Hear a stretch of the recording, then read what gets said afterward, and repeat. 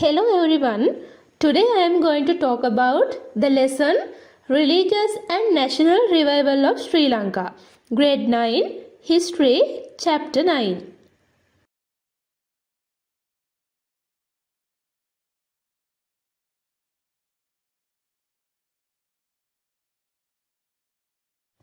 In this lesson, you will be able to learn missionary organizations and their activities, Buddhist revival activities, Hindu revival activities and Islamic revival activities.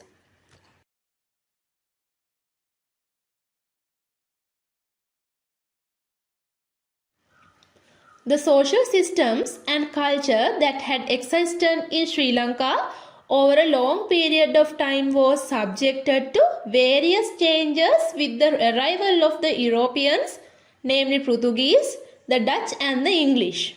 The Portuguese spread Roman Catholicism while the Dutch spread Protestant religion in the area that were under their rule. The entire colony became a colony of the British Emperor in 1815 AD, and various missionary organizations that arrived in the country during the rule of the British went on to spread Christianity. Consequently, the traditional religions and cultures that had existed in the country began to get affected in numerous ways. Because of the damages that were being caused to the religions and cultures of the Lankans, there sparked towards the end of the 19th century a great revival in religions and cultures of Buddhists, Hindus and Muslims in Sri Lanka. The revival is discussed in this lesson as the religious and national revival of Sri Lanka.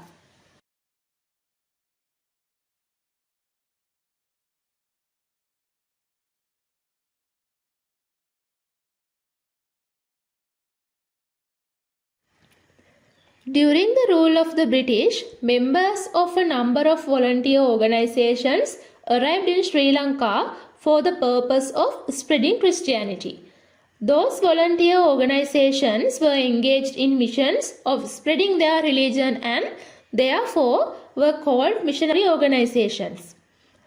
You can see in the screen some of the missionary organizations. These missionary organizations, while receiving state patronage, implemented various measures to spread their religion throughout Ceylon. That is called the missionary movement. In order to spread their religion, they implemented various programs such as provision of education, distributing writings, giving lectures and implementing social services activities.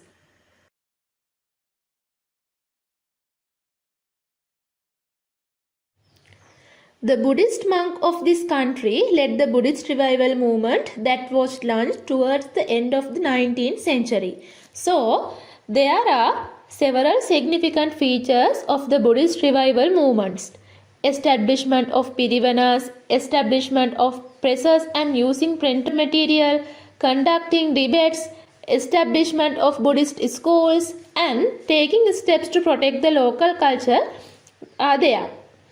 Establishment of a number of new pirivanas led by several scholarly Buddhist monks was one of the most significant measures taken during the Buddhist revival movements. As examples, Maligakanda Vidyodaya Pirivana founded by Hikkaduwe Sumangala Thero, and also Vidyalankara Pirivana in Paliyagoda founded by Ratmalane Sri Dharmaloka Thero. By the beginning of the 19th century, there had established by missionary organizations a number of presses in this country. But Buddhists did not have any press. Therefore, Buladdama Dharmalankara Sri Sumanatissa Thero established a press for Buddhists. It was in Galle in 1862 and it named as Lankopakara Press. In addition to the use of printed media, some bhikkhus went on to conduct public debates. The debate resulted in stimulating a deep interest in the minds of the Buddhists as the Buddhist party won in the debates. There was 5 debates. There are Baddagama debate in 1865, Udamvita debate in 1866, Panadura debate in 1873, Verakoda debate in 1865 and Gampona debate in 1871. Out of these debates, the debate called Panadura Vadaya, which was held in Panadura area, became famous internationally.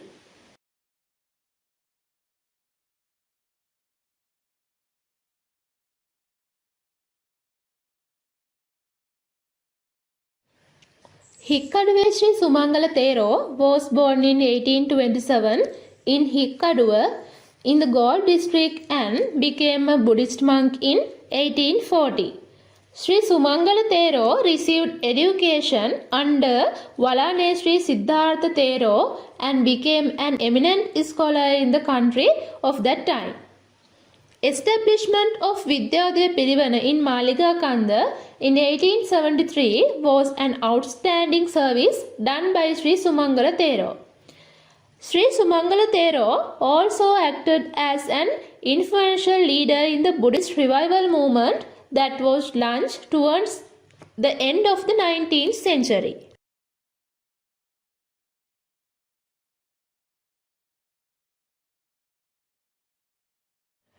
Migettuwatte Gunananda Thero was born in a village called Migettuwatta close to Balapitiya in the south.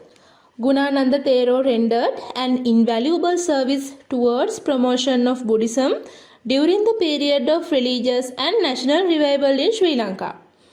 Panadura debate that was held in 1873 led by Gunananda Thero.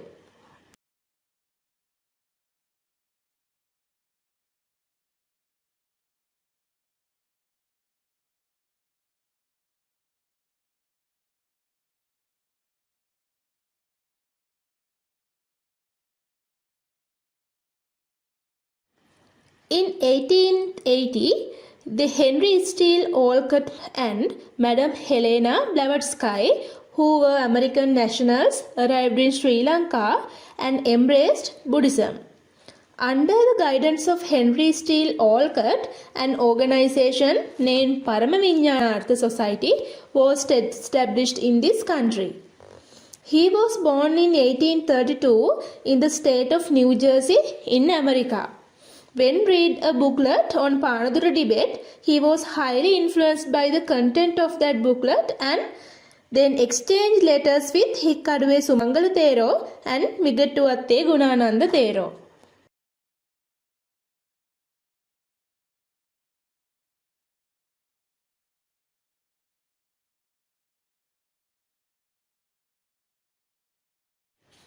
Anagarika Dharmapala was born in Colombo in 1864.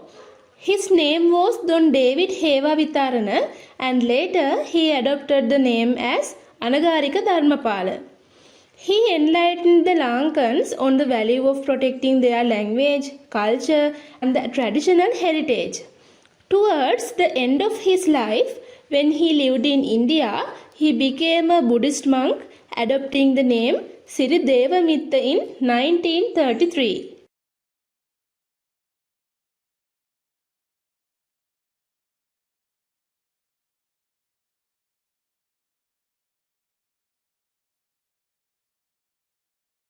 The Hindus too were affected by the activities of the missionary organizations in this country. Hinduism was faced with serious challenges as the missionary movement was spreading very strongly, particularly in the Jaffna district. There was a religious and cultural revival among the Hindus because of the measure implemented in response by the Hindu religious leaders. Establishment of presses, educating people through printed material and public lectures, and establishing schools for Hindu children were the significant features of the Hindu revival movement.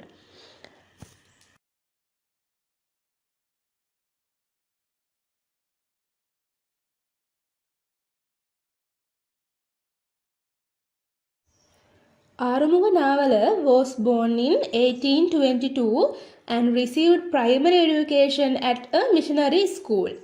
He had a very good understanding about the activities of the missionaries.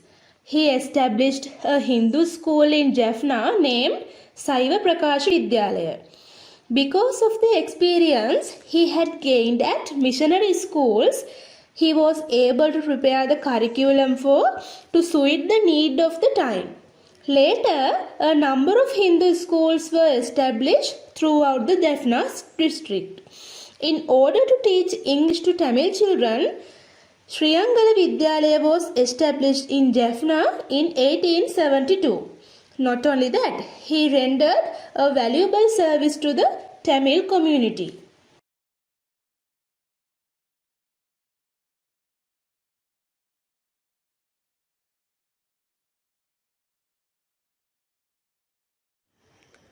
Ponnambalam Ramanathan was born in 1851 and received school education from Royal College, Colombo.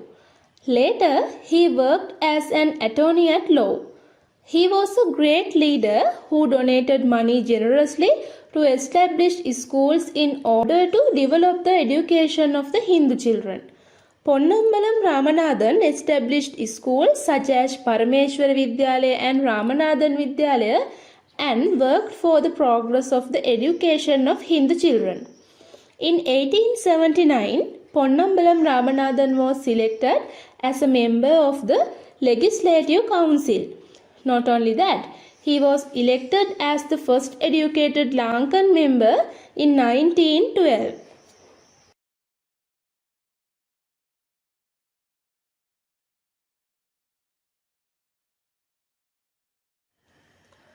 At the same time as Buddhist and Hindu revival movement were launched, there also erupted an Islamic revival movement. The Islamic revival movement of this country was led by MC Siddhi Lebbe, who was a lawyer by profession. Urapi Pasha, who was exiled from Egypt by the English, arrived in Sri Lanka in 1883 and supported Siddhi Lebbe in the Islamic revival movement. In order to educate the Muslim community through printed media, Siddhi Lebbe started publishing a magazine titled Muslim Nezan. Siddhi Lebbe also took steps to provide Muslim children with education that was in compliance with the teaching of Islam by way of establishing schools such as Sahira College in Colombo. After, Siddhi Lebbe leaders such as T.B. Jaya worked with great commitment for the development of education of Muslim children. Who is this T.B. Jaya? T.B. Jaya was born in January in 1890 in Galagedara. After completing his school education, he worked as a teacher at a number of schools such as Prince of Wales College and Ananda Vidyalaya. Sharing the experience he had gained in the education sector, he contributed immensely towards the movement for establishing and developing Muslim schools. He also wrote articles to the magazine titled Ceylon Muslim Review. Later, he became the principal of Sahira College in Colombo and went on to establish branches of Sahira College in many parts of the country. And also, T.B. Jaya acted as representative in legislative and joining hands with the Sinhala and Tamil leaders worked for promoting national unity.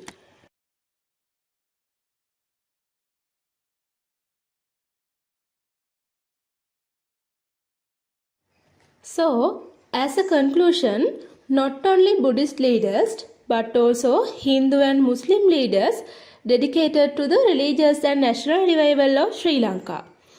So, there are 3 questions for you. If you watch this video, you can find the answers for these questions.